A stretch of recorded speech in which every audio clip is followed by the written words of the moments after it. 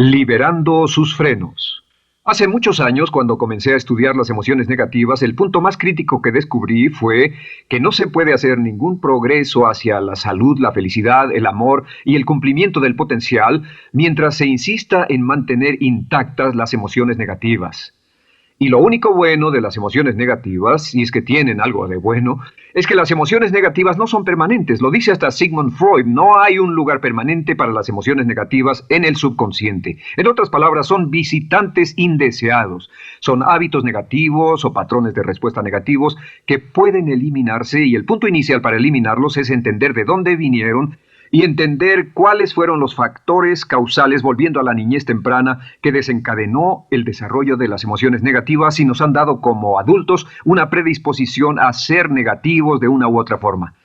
Esto nos lleva al condicionamiento de la niñez temprana. Recuerden que ya dijimos que el punto inicial de los patrones de hábitos negativos compulsivos e inhibitorios era la crítica destructiva. La crítica destructiva es el gran destructor.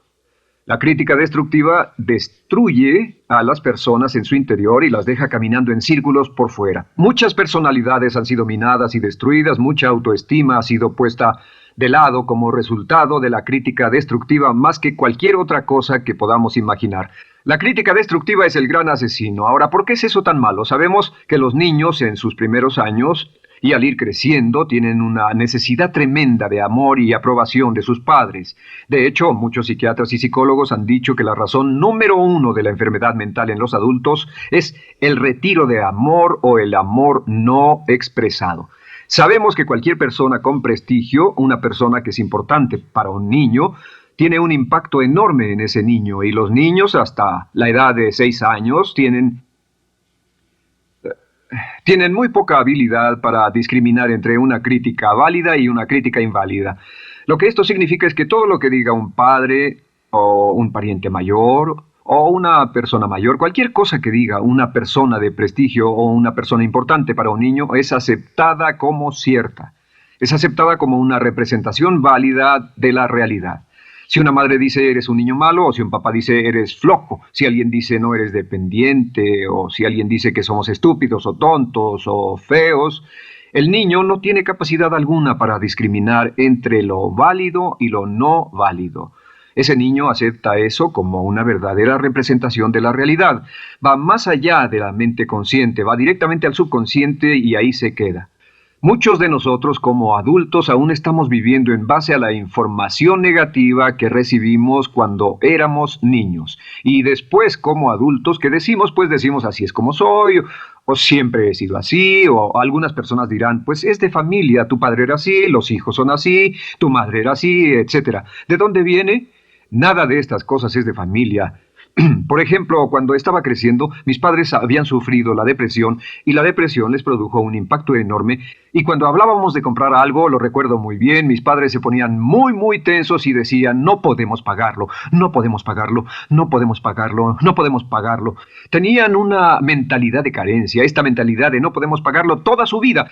Y luego yo crecí, y aunque nunca he experimentado la depresión, y la mayoría de ustedes, 10, 20, 30, 40 años después, aún estamos diciendo, no puedo pagarlo, no puedo pagarlo, no puedo pagarlo. Aún tomamos como base esas frases críticas, esas frases emocionales que usaban nuestros padres. Tal vez sus padres les decían, como mi padre me decía a mí una y otra vez, nunca acabas lo que empiezas, nunca acabas lo que empiezas.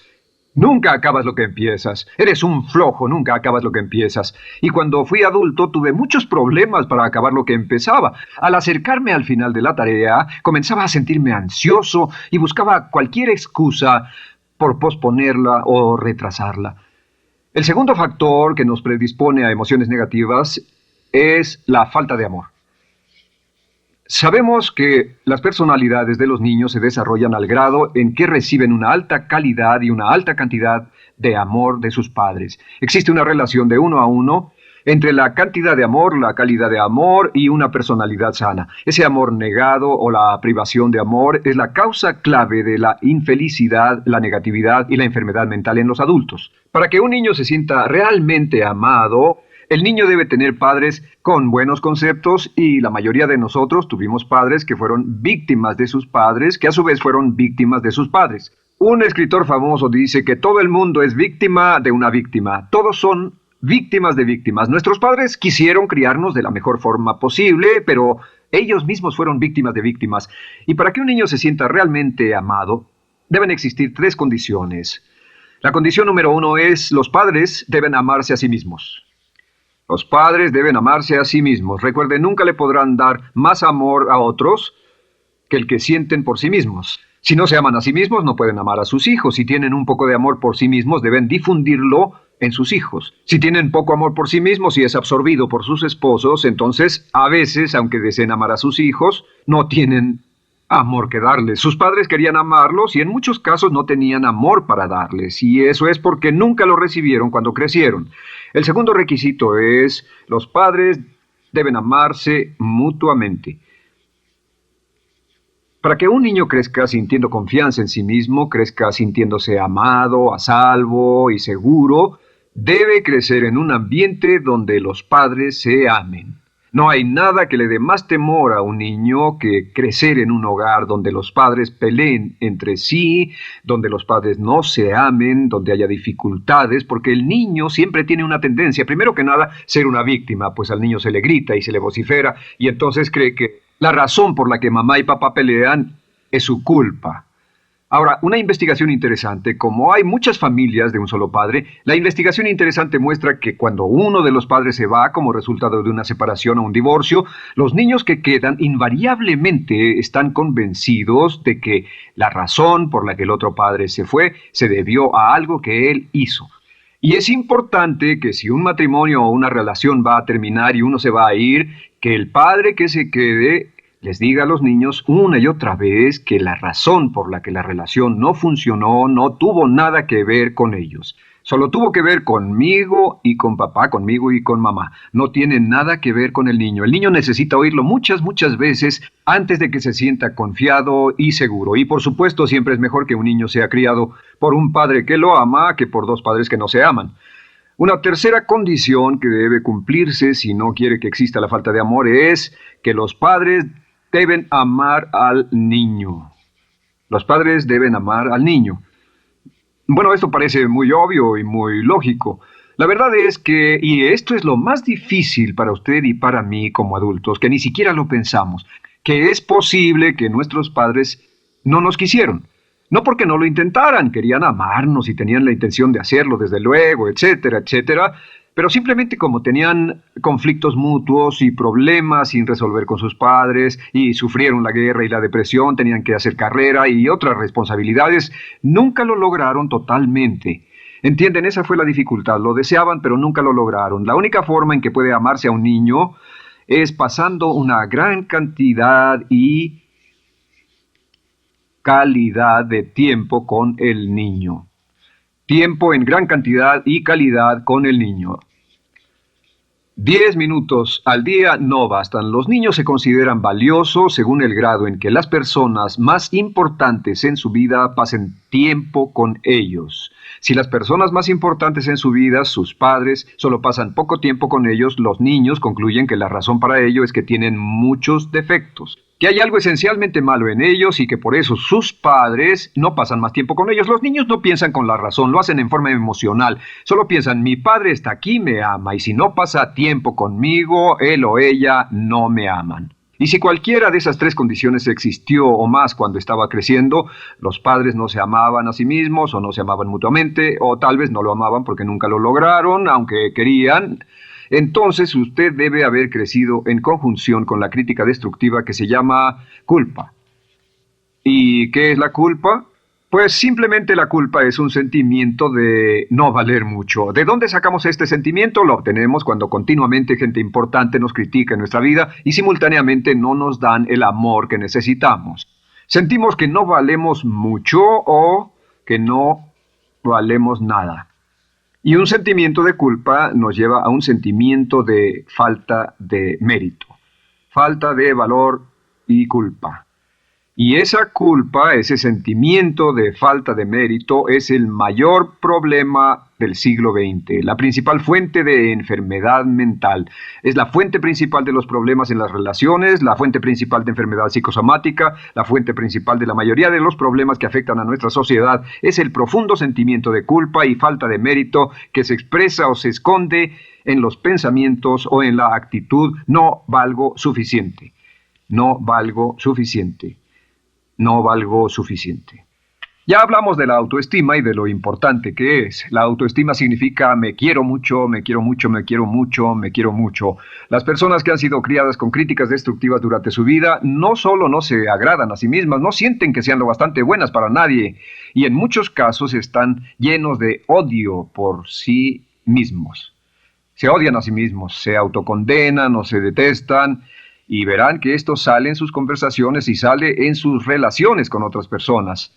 Las personas que no se quieren a sí mismas, aunque quieran tener buenas relaciones, simplemente no son capaces de ello. Las personas que piensan que no son buenas para nada siempre lo hacen aflorar, siempre será un problema. Ahora, ¿cuál es la razón principal de la culpa? ¿De dónde viene la culpa? La culpa viene de tres fuentes negativas: padres negativos, influencias negativas o religión negativa. Una de las tres. Cualquiera de estas tres usa la culpa. De la culpa se valen y aprovechan, en especial los padres y las organizaciones religiosas, por dos razones. Una es el castigo. La culpa se usa para castigarnos. Cuando estamos creciendo, el castigar es la forma más fácil de hacer que uno se sienta mal. Nuestros padres nos hacen sentir mal castigándonos físicamente o sermoneándonos o regañándonos. Y el castigo es una forma muy eficaz de irnos conformando o de conseguir que hagamos lo que los demás quieren. La segunda razón por la que se usa la culpa cuando se practica en forma consciente, y algunas organizaciones la practican así, es para tener más control emocional en especial, porque se puede controlar a una persona emocionalmente con culpa y manipular su comportamiento. Hay muchas organizaciones que usan la culpa como una herramienta de control y manipulación. Si puede controlar a las personas con suficiente fuerza y en forma emocional, puede conseguir su dinero, puede conseguir su tiempo, puede conseguir su compromiso, demandar sus recursos, etc. Muchas organizaciones usan la culpa para aplicar un castigo. Muchas organizaciones de caridad que se anuncian por televisión, en especial las de causas benéficas que involucran a niños o a personas incapacitadas, usan un sentimiento de culpa. A usted le va tan bien que debe sentirse culpable por estas personas que sufren. O envíenos algo de dinero y eso se encargará de su culpa por un momento hasta que lo incluyamos en nuestra lista de correo, etcétera. Y la culpa es un estándar. ¿Por qué se usa tan comúnmente? Pues primero que nada porque casi todos nosotros la tenemos en mayor o menor grado. Y número dos, es fácil. La culpa es fácil. ¿Por qué nuestros padres la usan con nosotros? ¿Por qué nuestras madres la usan con nosotros? Nuestras madres pueden controlarnos con la culpa en un cuarto repleto. Nuestra madre puede controlarnos a miles de kilómetros por teléfono. Los padres usan la culpa en sus hijos porque sus padres usaban la culpa en ellos y así sucesivamente. Es lo más fácil. No existe un esfuerzo físico. Puede hacerse con una mirada, o de reojo, o una palabra. Ya sabe que las personas siempre buscan lo más fácil. Esté alerta. Ustedes han sido criados en un ambiente donde se les ha hecho sentir culpa y casi todos lo vivimos.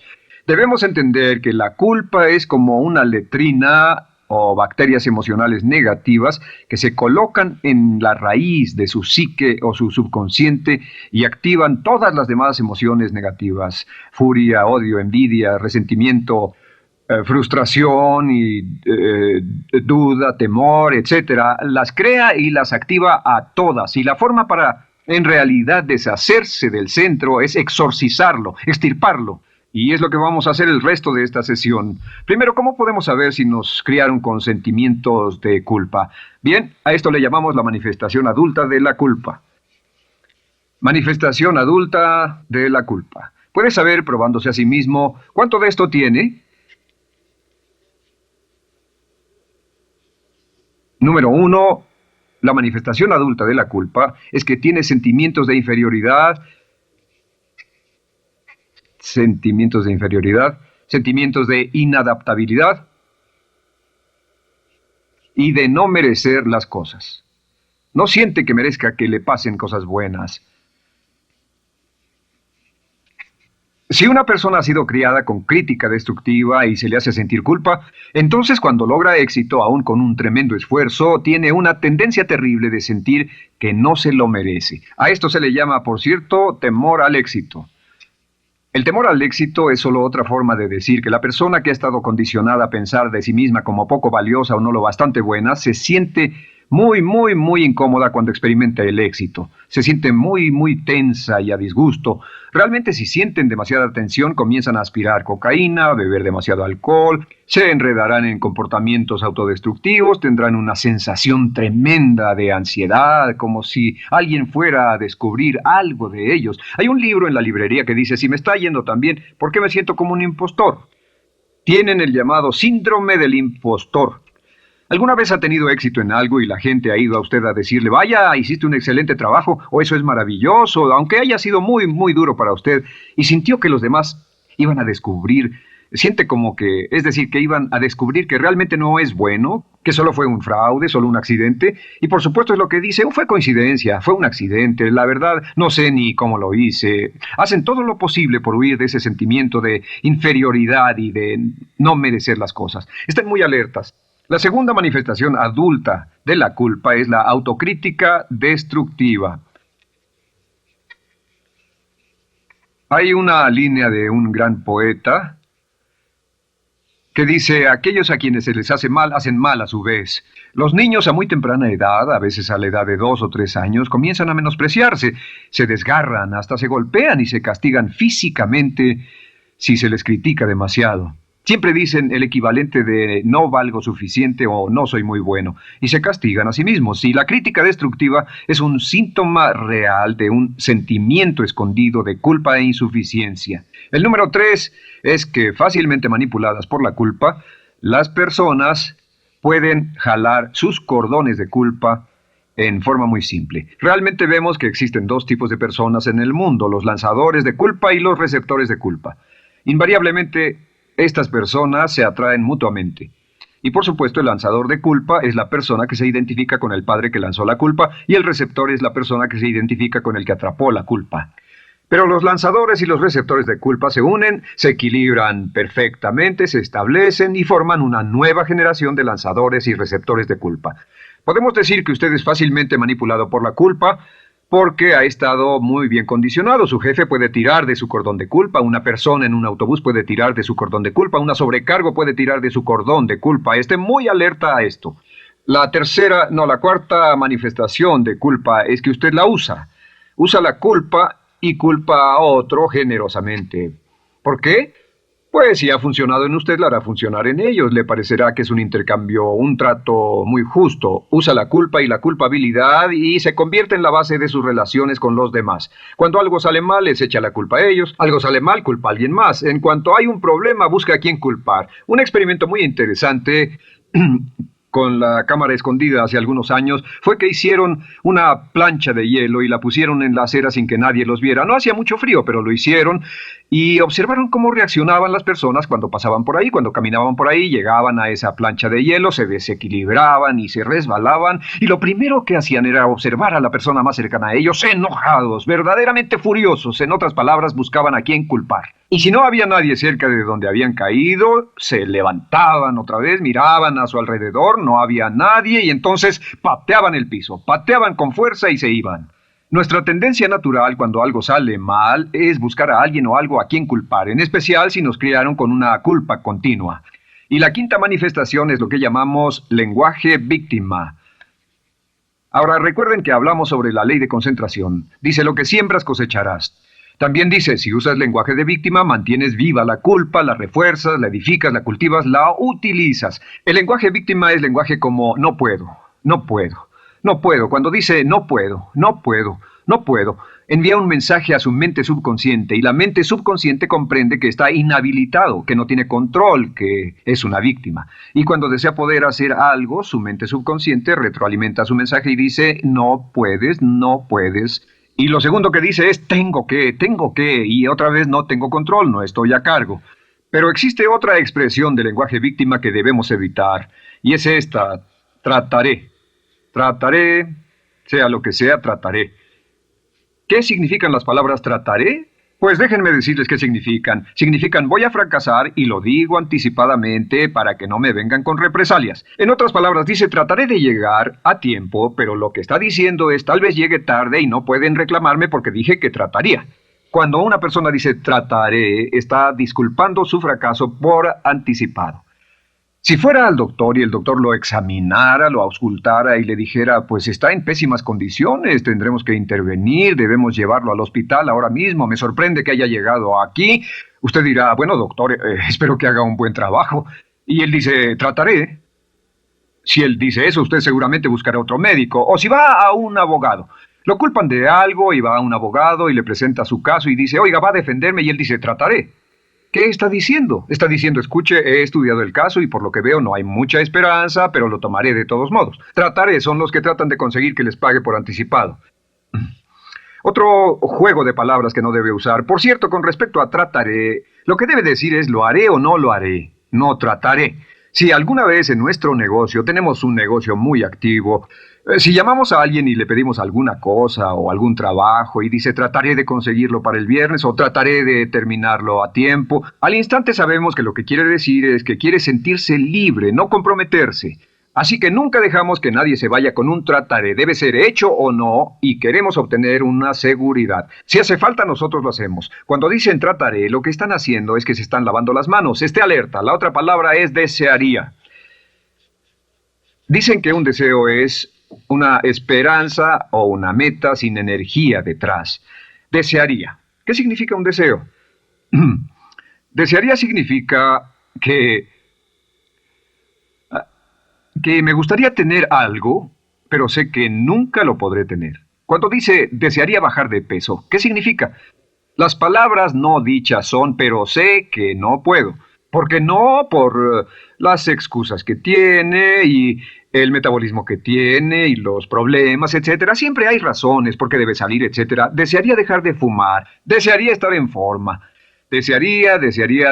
Cuando usa la palabra desearía, le muestra al subconsciente que esto es algo que no cree que le sea posible lograr o adquirir.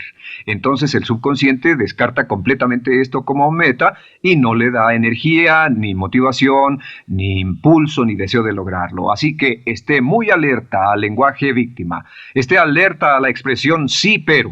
O lo haría, sí, pero. Alguien le dice, haga esto, y usted dice, sí, pero. La palabra pero, por cierto, es el gran borrador.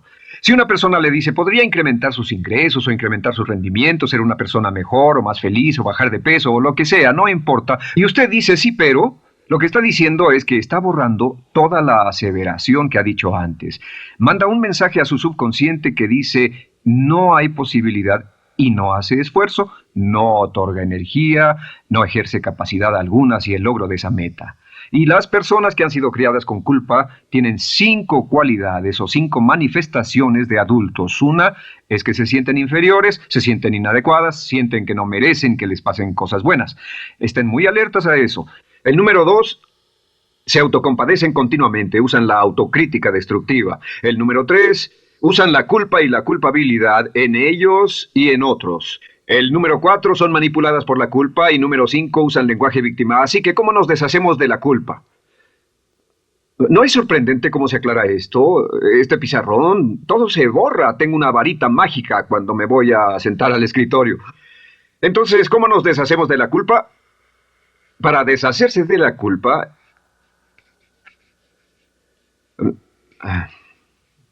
Este es el proceso. Tiene algunos pasos importantes. Número 1, el primero de la lista, elimine la autocrítica. Elimine la crítica autodestructiva. En otras palabras, nunca diga nada destructivamente crítico de usted mismo. No lo diga. Esta es la regla básica. El subconsciente acepta lo que diga usted como cierto, como un mandato. Así que no diga nada de sí mismo que no desee sinceramente que sea cierto. No diga estoy cansado, estoy gordo. No diga no puedo o debo. No diga nada a menos que quiera que sea cierto. Las palabras que van después de la palabra yo son las palabras que su subconsciente registra como mandatos, excepto cuando dice yo desearía o lo intentaré. Así que elimine la crítica destructiva. Siempre hable en términos positivos sobre usted. Me gusta mi persona, puedo hacerlo, lo haré, escogí hacerlo, pero nunca diga no, no puedo. Número 2 es no dejarse manejar por la culpa. Rehúse ser manejado por la culpa. Porque cada vez que le permita a alguien que lo manipule por la culpa, ¿sabe qué pasa? Refuerza y hace más poderoso el efecto de la influencia de la culpa en su vida.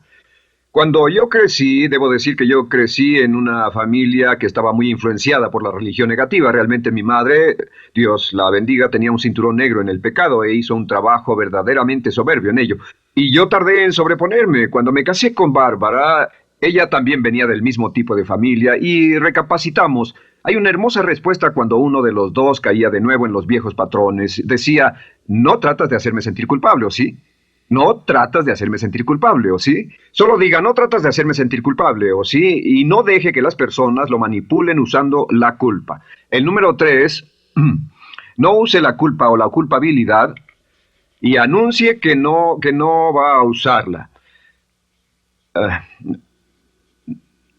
No la use en otras personas y permita que sus hijos o su cónyuge digan lo mismo. No tratas de hacerme sentir culpable, ¿o sí? Repítalo una y otra vez. Y si la otra persona le dice, eso es lo que trato, contéstele, no va a funcionar. Y no funcionará. Es que la culpa solo funciona mientras usted no sepa que está siendo usada en usted. El número 4 es lo que llamamos la ley del perdón. Es la más importante de todas. Realmente es el centro, es el meollo de toda esta sesión. La ley del perdón simplemente dice que usted está sano mentalmente hasta el grado en que pueda perdonar libremente y olvidar las ofensas. Que su habilidad para perdonar a los demás es la clave que determina su felicidad y su éxito en la vida. Su habilidad para perdonar a los demás es la única forma de eliminar la culpa. Su disponibilidad para perdonar a los demás y olvidar ofensas es el determinante más importante de si usted está o no totalmente integrado y es un adulto que funciona como ser humano. Porque la tendencia de culpar y de guardar rencores es una tendencia patológica infantil que la poseen todas las personas que están enfermas mentalmente. La habilidad para olvidar, para perdonar libremente, es la marca del ser humano realmente iluminado. Ahora, acepte eso como real. Hay 4 personas a las que debe perdonar. Número 1, perdone a sus padres. Perdone a sus padres por todo lo que le hayan hecho para herirlo. La mayoría de nuestras investigaciones muestran que casi todos nuestros problemas como adultos se remontan a no estar dispuestos o no poder perdonar a nuestros padres por algo que hicieron que nos hirió. Perdónelos un 100%, escríbales, llámeles por teléfono, dígales, o cuando menos perdónelos en su corazón, pero perdone a sus padres. Número 2, perdone a los otros. Perdone a todos los demás. Perdone a todos los que lo hayan herido de algún modo, por cualquier cosa, y déjelo así. Ahora, hay muchos que dicen no puedo perdonar a esa persona por lo terrible que me hizo, pero recuerde esto, el perdón es perfectamente egoísta. El perdón no tiene nada que ver con la otra persona, solo tiene que ver con su paz mental y con su propia integridad mental. Número 3, perdónese a sí mismo. Perdónese por todas las cosas débiles, tontas, insensatas y estúpidas que haya hecho, porque todas las personas han hecho cosas tontas, insensatas, estúpidas y ridículas, pero perdónese en un 100%. Y finalmente, la última parte de esto, si ha hecho algo que hirió a alguna persona, vaya a disculparse. Es sorprendente el hecho de vidas que se arruinan año tras año por personas que no tienen la fortaleza intestinal, las agallas y el valor para decir lo lamento. Una de las cosas más importantes es desarrollar carácter hasta el grado en el cual hacemos las cosas que son muy difíciles para nosotros, hasta el grado en el cual hacemos las cosas que sabemos que están bien, aunque sean difíciles, en especial cuando son difíciles emocionalmente. Y la clave para deshacerse de la culpa, la clave para ser una persona total y completamente positiva, es perdonar a los demás. Perdone a las personas con quienes ha sostenido una relación. Perdone a sus jefes anteriores. Perdone a los amigos que lo han herido, perdone las inversiones que estuvieron equivocadas, perdone a los jefes que lo despidieron, perdone a sus padres, perdone a todo el mundo. Desarrolle una actitud hacia la vida con la que rehúsa guardarle rencor a los demás. Solo repita una y otra vez: los perdono a él o a ella por todo. Los perdono por todo, los perdono por todo. Y eso es todo. La clave para librarse de las emociones negativas es rehusarse totalmente a continuar con cualquier situación negativa. No olvide que es un acto muy egoísta y será tan egoísta como usted quiera. El acto del perdón lo libera y libera a la otra persona y le garantiza que se moverá rápidamente hacia el cumplimiento de su potencial.